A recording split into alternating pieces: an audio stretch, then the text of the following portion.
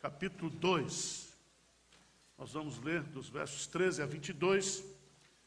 E eu vou tentar provar para você aqui, nesta manhã, à luz das Escrituras Sagradas, que você é a casa de oração de Deus. Amém? Então fala bem forte para mim assim: eu sou a casa de oração de Deus. Amém? Agora eu tenho que provar na Bíblia agora. João, capítulo 2, versículo 13 a 22. Estando próximo à Páscoa dos judeus, subiu Jesus para Jerusalém e encontrou no templo os que vendiam bois, ovelhas e pombas, e também os cambistas assentados.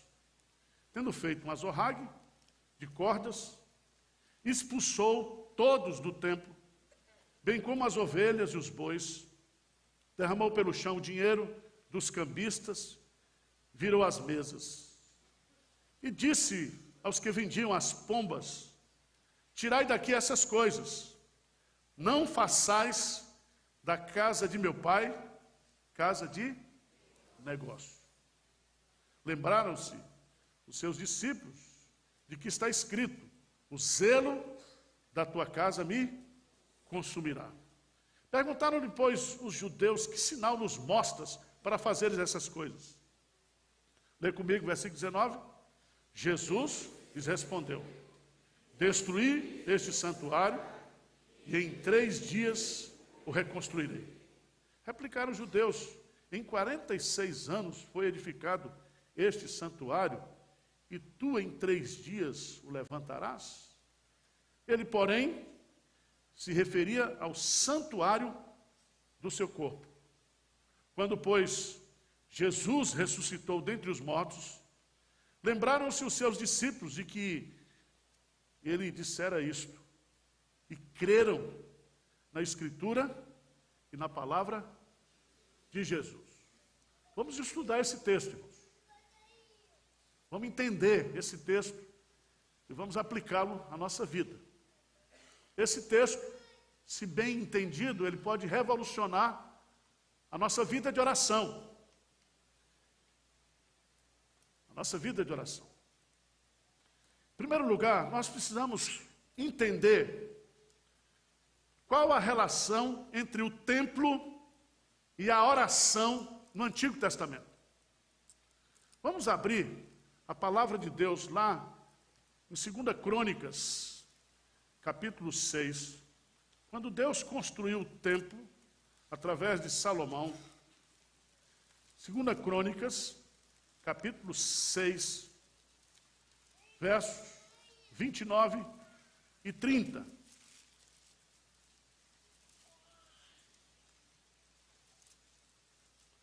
Vamos ler juntos? O que diz aí?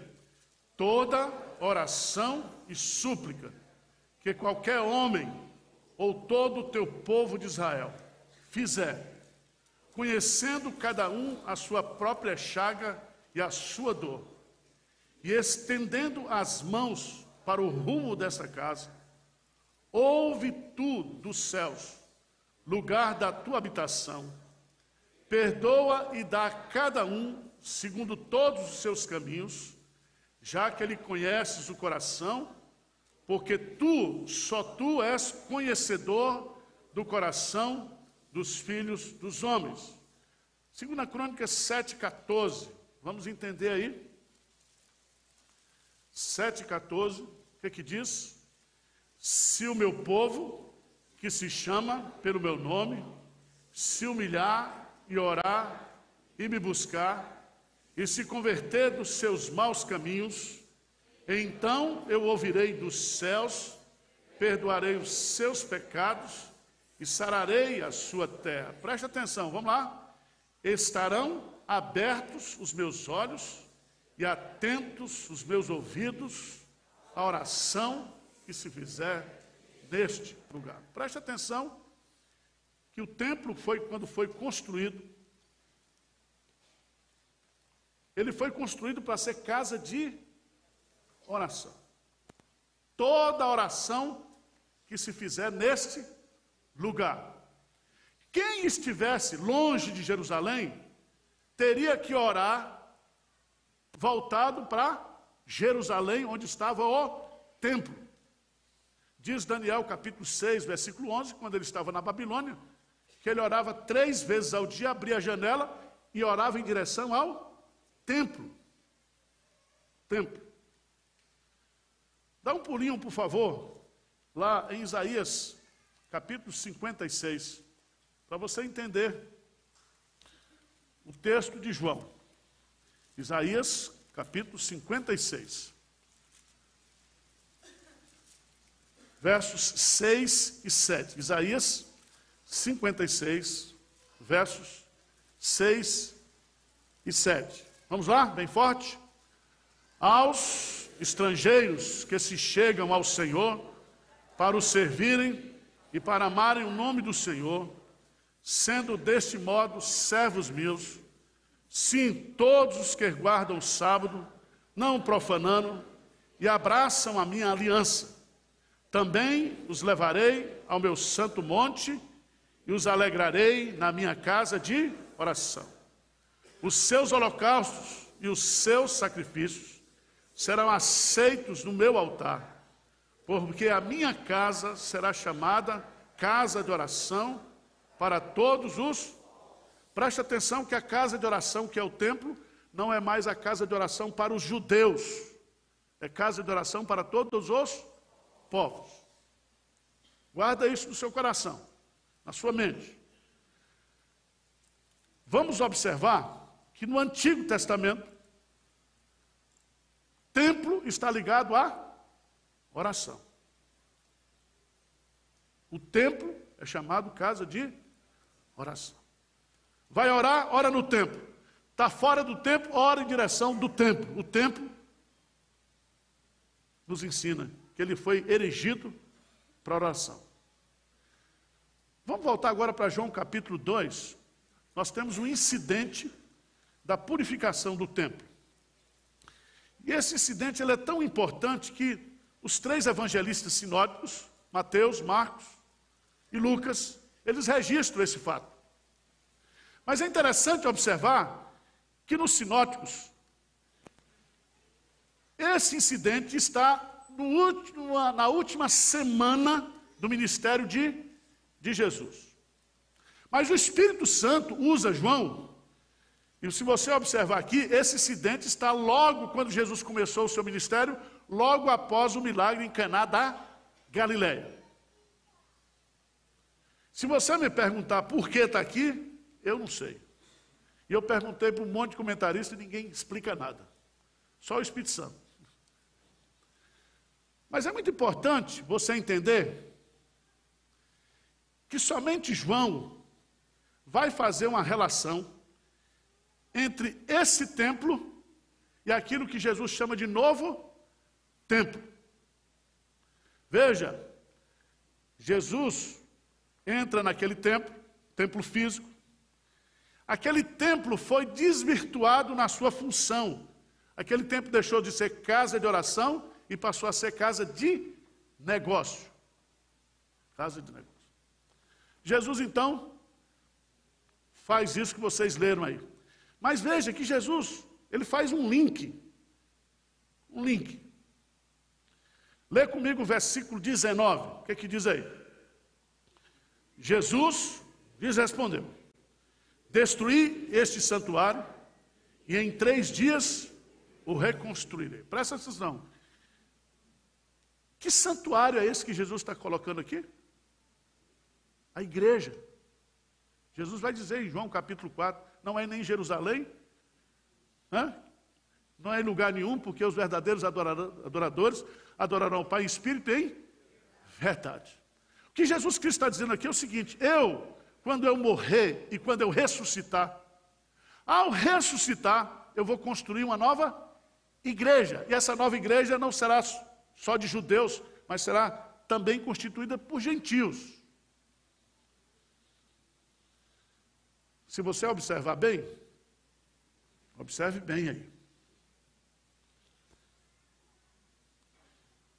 que a ira de Jesus era contra aquilo que impedia o templo de ser uma casa de oração. Então preste atenção. Quando Jesus morre e constrói esse novo templo, que somos nós, igreja, continuamos a ser o que? Casa de oração. E tudo aquilo que toma o lugar da oração na igreja merece a ira de Jesus. Ele quer que nós sejamos o quê? Uma igreja de oração. Oração. Mas eu queria chamar a sua atenção, porque a purificação do templo foi um aviso prévio de que através da sua morte ele construiria um novo templo. E esse novo templo e essa nova igreja deveria continuar sendo casa de oração para todos os povos. Como é que a gente entende isso? Se você observar bem, versículo 22, 21 e 22, diz assim: ele, porém, se referia ao santuário do seu corpo. E aí diz no versículo 22, João está escrevendo isso no final do primeiro século. Ele diz assim: quando, pois, Jesus ressuscitou dentre os mortos, lembraram-se os seus discípulos de que ele dissera isto, e creram na Escritura e na palavra de Jesus. Então, o que Jesus fez aqui, eles não entenderam. Só foram entender depois da ressurreição de Cristo. Agora, vamos pensar aqui, vamos para João, capítulo 14. João 14 a 16. Esses 3 capítulos são as últimas instruções de Jesus para os seus discípulos. E o tema principal desses 3 capítulos qual é? A ascensão de Jesus e a vinda do Espírito Santo. Preste atenção nisso, que é muito importante você entender. Jesus está dizendo: eu vou para junto do Pai. E quando eu estiver lá, eu vou mandar o quê? O Espírito Santo. Ou seja, o primeiro ato de Jesus como Senhor, como presidente, foi mandar o Espírito Santo vir habitar na igreja. Há 2 palavras que são importantes no capítulo 14. Veja no capítulo 14, versículo 2. Vamos lá? João 14, 2. O que diz? Na casa de meu Pai há muitas moradas. Se assim não fora, eu vou-lo teria dito, pois vou para lugar. Preste atenção. Na casa de meu Pai. Quando a gente lê isso aqui, a gente está pensando em quê? Hein? No céu, não é isso? No céu. Casa de meu Pai. Aqui aparece, somente aqui, e no versículo 23, somente nesses 2 versículos aparece a palavra grega moné. E eu queria que você fosse lá para João 14, 23. João 14, 23. O que diz aí? Respondeu Jesus: se alguém me ama, guardará a minha palavra, e meu Pai o amará, e viremos para ele, e faremos nele morada. Jesus diz: na casa de meu Pai há muitas moradas. Mas Jesus diz: mas vocês também são o quê? Minha morada. Eu vou mandar o Espírito Santo, e se vocês crerem em mim, eu virei, não só eu, mas eu, o Pai, o Filho, e faremos de você o quê? Morada. Então você passa a ser o quê? O templo do Espírito Santo. Aquele templo que ele disse que ia reconstruir em 3 dias, através da sua obra, somos nós. Nós somos o templo do Espírito Santo. E Deus mora em nós. Se você não tem o Espírito Santo, você não é de Deus, diz Paulo em Romanos 8. E a grande pergunta é: para que Deus mora em nós? Para nós sermos o quê? Casa de oração. Vocês estão entendendo ou não?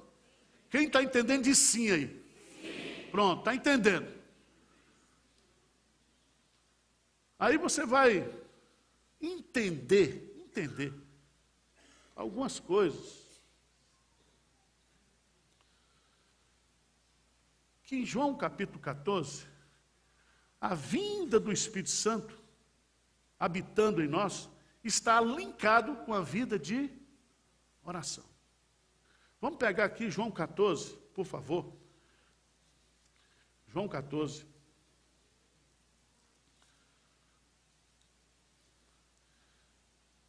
Jesus vai dizer a partir do versículo 12. Jesus assim, em verdade, vamos ler juntos? Em verdade vos digo, que aquele que crê em mim, fará também as obras que eu faço, e outras maiores fará, porque eu vou para junto do Pai. E tudo quanto pedirdes em meu nome, isso farei, a fim de que o Pai seja glorificado no Filho. Se me pedirdes alguma coisa em meu nome, eu farei. Presta atenção, o crente, que é a habitação de Deus,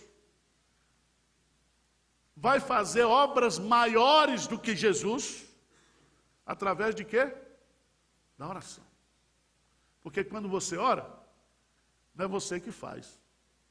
É Jesus que faz, para que o Pai seja glorificado no Filho.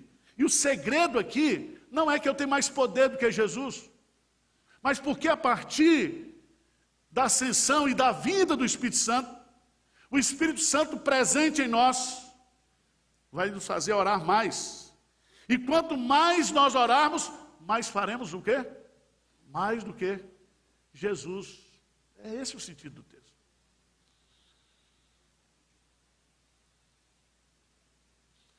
É muito importante, irmãos,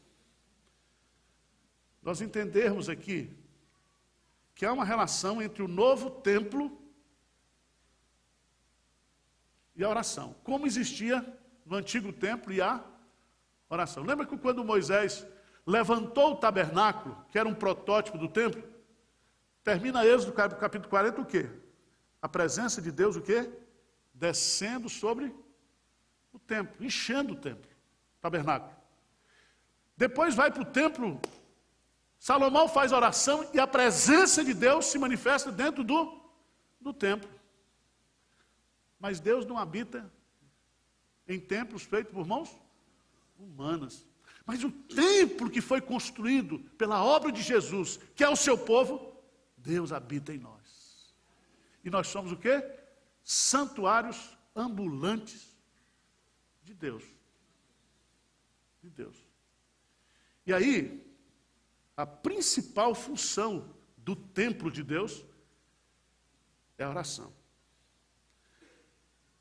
Veja João, capítulo 15.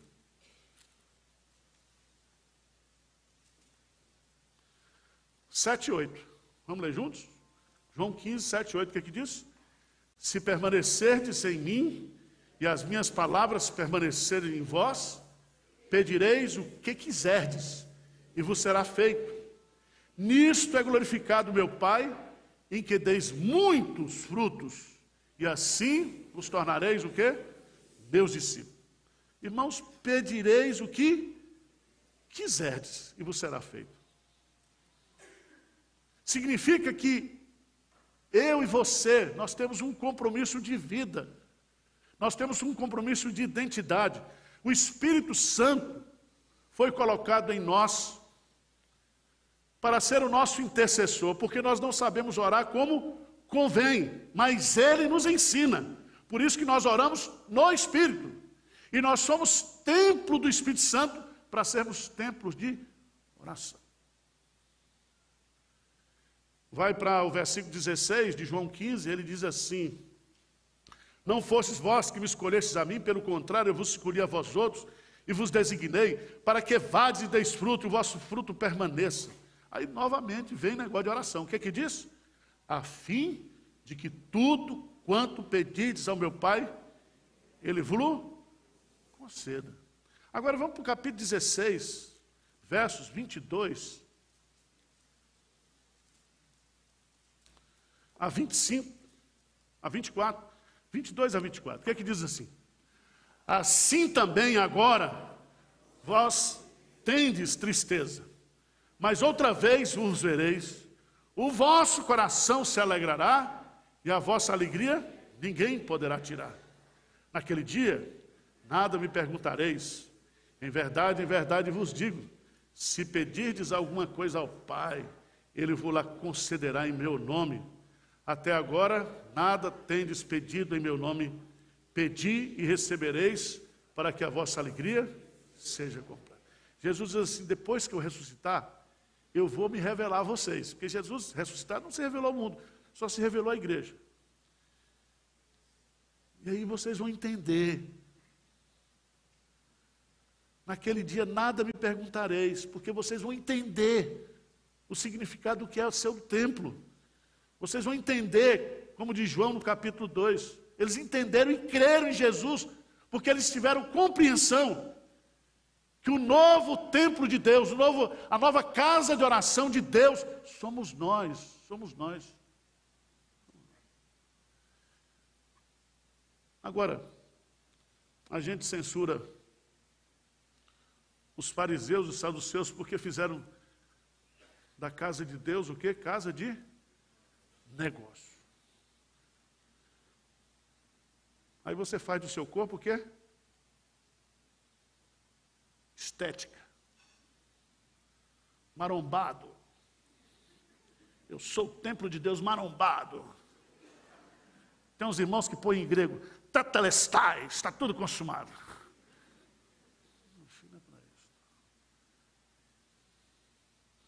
Você, como templo de Deus, é um templo de oração. Onde você estiver, você fala com Deus. Não precisa mais orar para Jerusalém. Não tem mais lugar. Onde você estiver, você fala com Deus. Porque você agora está conectado. Um Wi-Fi que ninguém corta. Nem a net quando você atrasa a prestação. Você está conectado. O Espírito Santo está em você ali, ó. Por isso, quando a gente não ora como igreja, nós estamos em pecado. A igreja de Pietro está em pecado, sabia disso? Não ora. Porque se nós não orarmos, nós estamos cometendo os mesmos pecados que os fariseus fizeram. Levaram tudo para dentro da igreja, menos o quê? Oração. E Jesus, se ele estivesse aqui hoje, dá uma chicotada em nós. Porque nós não estamos orando. É tão interessante, observe bem, que antes da ascensão de Jesus e da vinda do Espírito Santo, os discípulos não oravam em nome de Jesus, oravam? Não. Não oravam. E João coloca isso. João vai ensinar aqui, que depois que o Espírito Santo vier, tudo quanto nós pedimos em seu nome, Ele fará. Porque agora nós temos o Espírito Santo em nós, como habitação de Deus, mas nós temos também o que? O intercessor junto a Deus. E é através da mediação de Jesus Cristo e da intercessão do Espírito Santo que as coisas acontecem. 4 coisas em João 14:16, a ida de Jesus ao Pai, a vinda do Espírito Santo. Nós nos tornamos habitação de Deus. E nós nos tornamos um templo de oração. Templo de oração. Eu queria fazer uma aplicação rápida em João 14, só para você entender.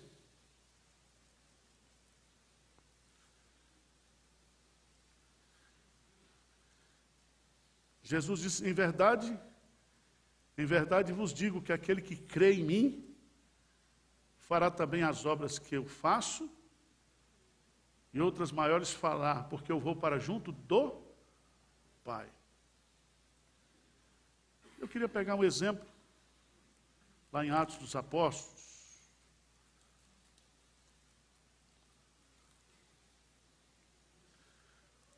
Atos dos Apóstolos, capítulo 9.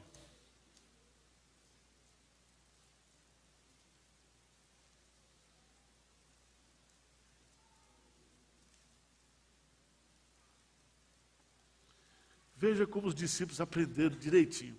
Pedro aprendeu. Quando Jesus ressuscitou, ele fez algumas ressurreições, ele simplesmente ordenou. E ele levou consigo, sempre na casa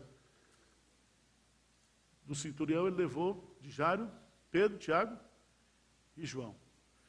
Naquela mulher, o jovem lá, filho da viúva de Naim, ele parou, o funeral, e disse: levanta-te. Lázaro, ele disse para Lázaro, sai para fora. Jesus não precisava orar para fazer os milagres dele. Mas ele vai dizer: você quer que coisas extraordinárias aconteçam? Vocês precisam o quê? Orar. Vocês farão mais se vocês o quê? Orarem. Aí veja aqui, Atos dos Apóstolos, capítulo 9. A ressurreição de Dorcas. Dorcas morreu. E como Pedro estava por perto, ali em Jope, líder era perto de Jope, enviaram 2 homens. Versículo 39 de João, de Atos. Pedro atendeu e foi com eles. Tendo chegado, conduziram para o cenáculo, e todas as viúvas cercaram, chorando, e mostrando-lhe túnicas e vestidos que Dorcas fizeram enquanto estava com elas. Mas o que Pedro fez? Feito sair a todos. O que ele fez? Pondo-se de joelho, o quê? Orou. E você acha o que aconteceu quando ele orou ali? Hein? Você acha que se Deus dissesse assim: olha, eu não vou ressuscitar não, está morta em terra, faz o funeral, canta o hino, descansa sua alma, eis o Senhor ao lado, né? Ele orou. O que diz o texto? E voltando-se para o corpo, disse: Tabita, levanta-te. Ela abriu os olhos e, vendo a Pedro, sentou-se. Essa ressurreição foi resposta de oração. As mesmas coisas que eu fiz, vocês o quê? Farão e farão? Porque nós não somos nós que fazemos, irmãos. É Deus que continua fazendo através da oração. Porque nós somos o quê? Templo. Nós somos templo.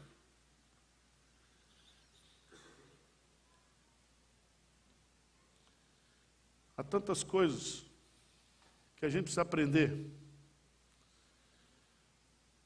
Em João 14. Maiores obras. Maiores obras só serão feitas através da oração. Quando a igreja ora, Deus opera. Deus opera. E aí, eu queria que você fosse lá para 1 Coríntios, capítulo 6.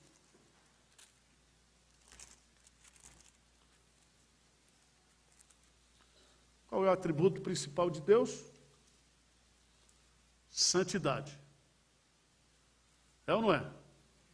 Santidade. Deus é santo. Sede santos, porque eu sou santo.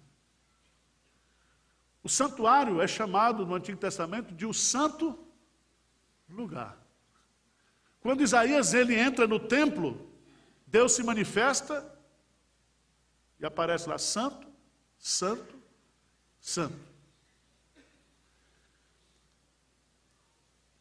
Paulo diz em 1 Coríntios capítulo 6, fugir, versículo 18, fugir da impureza. Qualquer outro pecado que uma pessoa comete é fora do corpo, mas aquele que pratica a imoralidade peca contra o próprio corpo. Versículo 19 e 20, vamos forte? Acaso não sabeis que o vosso corpo é santuário do Espírito Santo, que está em vós, o qual tendes da parte de Deus, e que não sois de vós mesmos? Porque fostes comprado por preço. Agora glorificai a Deus no vosso corpo. Se lá em João capítulo 14, Jesus diz que ele viria e faríamos em nós o quê? Morada. Nós somos agora o santuário de Deus. Santuário de Deus. E o santuário de Deus vive para glorificar a Deus. Nós temos que glorificar a Deus no nosso corpo. E se nós, irmãos, entendermos que a casa de Deus, que o templo, lugar onde Deus habita, é chamado casa de oração, a oração é a coisa mais importante na nossa vida espiritual. Amém? Vamos orar mais. Vamos participar mais dos cursos de oração. Tudo que você vai receber no mundo espiritual vem pela fé, mas através da oração. Oração. Amém? Vamos fechar os olhos, vamos falar com Deus. Senhor Deus, obrigado pela obra de Jesus Cristo em nos fazer santuário de Deus. Deus habitando conosco e andando entre nós. Que haja no nosso coração santo temor, santa reverência, e que nós sejamos conhecidos no céu, no trono da graça, como pessoas de oração. Levanta nessa igreja homens e mulheres de oração. Faz da igreja de Pinheiros uma casa de oração. Casa de oração. Derrama sobre nós espírito de graça e de súplicas, para que a oração seja o grande desejo, a grande prática da nossa vida, em qualquer lugar que estejamos, no trabalho, em casa, na igreja, que nós possamos ter uma vida incessante de oração. A oração que eu faço agora em nome e por amor de Jesus. Amém.